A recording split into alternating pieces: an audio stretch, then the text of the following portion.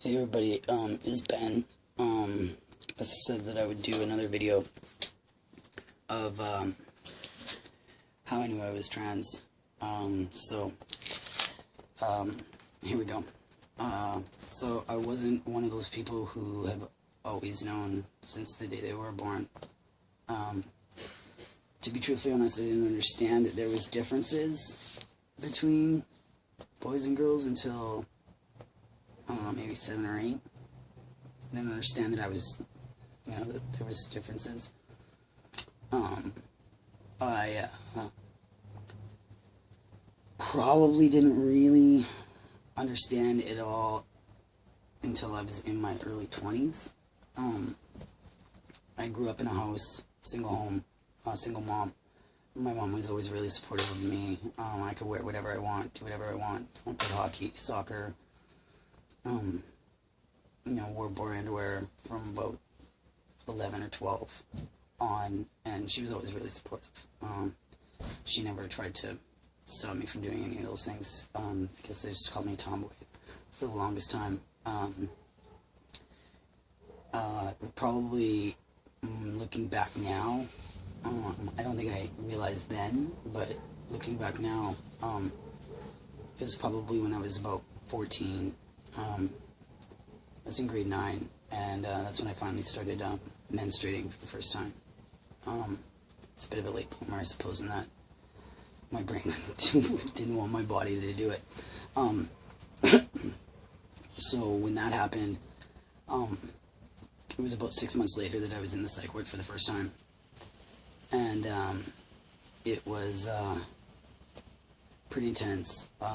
From about 14 and a half till about 20, I had attempted suicide about 5 or 6 times. I had been really close to successful the last time. I don't remember any of it. I just remember waking up in the hospital the next day, really confused and not sure what was going on. From about 15 to 20, I spent weeks at a time in and out of mental institutions, psych wards, copious amount of medication. I was misdiagnosed bipolar. But, we're talking like this is 15 years ago. They just suppose it wasn't something that,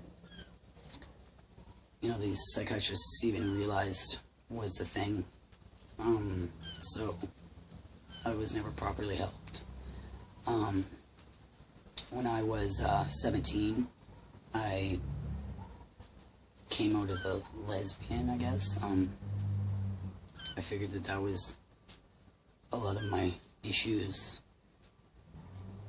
I felt better afterwards for a long time, for a while at least. Better, not great, but good. I wasn't trying to kill myself, so I guess there's that. When I was 22, almost 23, I met my wife, and fell madly in love. We've been married for over 4 years now. We've been together for almost 9, close to 9 years. She has made me so ridiculously happy that I think that kind of was enough for a while. But about 2 or 3 years ago, things just kind of changed. Not changed.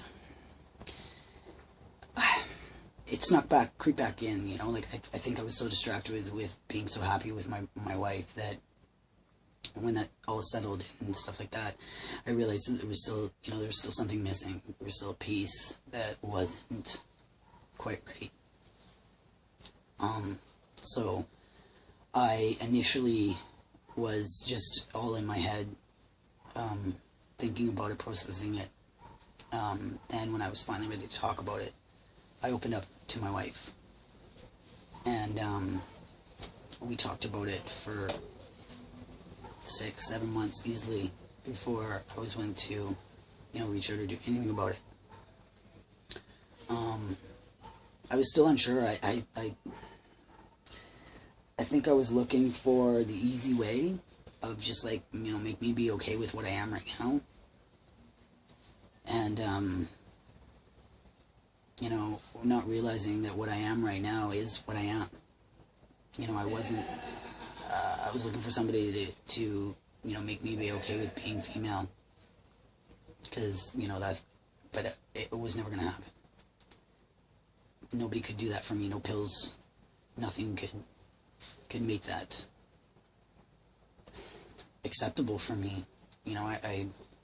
So, after I talked to my wife about it, I went to this wonderful resource center. It's in Vancouver, so if anybody's in Vancouver, it's called Three Bridges Community Center.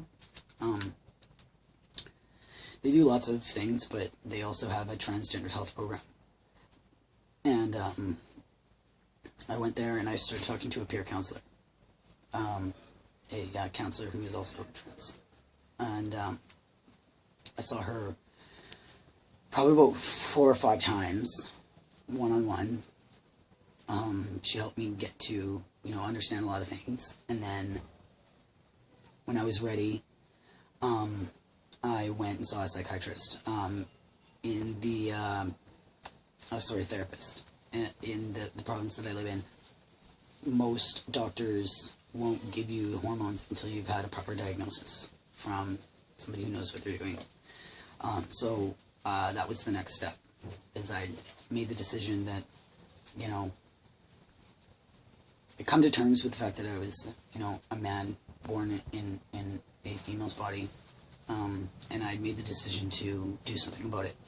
So I had to go and see a therapist. I saw an amazing therapist here in Vancouver. Her name is Dr. Priest. If you're interested in seeing her, contact me. I will hook you up with her. She's wonderful. She mainly deals with gender stuff, sexuality issues. So I had a couple sessions with her. She helped prepare me for, my transition, all that kind of stuff.